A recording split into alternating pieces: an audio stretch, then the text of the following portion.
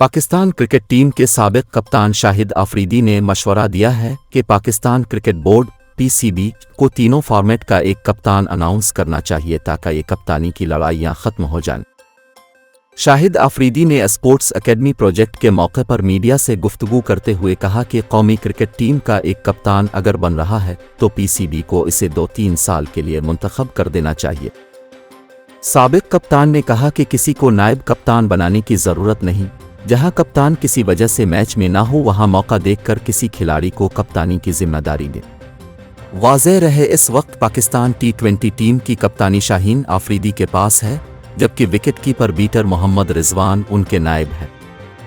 इसी तरह कौमी टेस्ट टीम के कप्तान शान मसूद हैं, जबकि दौरा ऑस्ट्रेलिया में शाहीन अफरीदी नायब कप्तान थे। बाबर आजम के कप्तानी से रिटायरमेंट के बाद वनडे टीम की कप्तानी अभी तक किसी को नहीं सौंपी गई।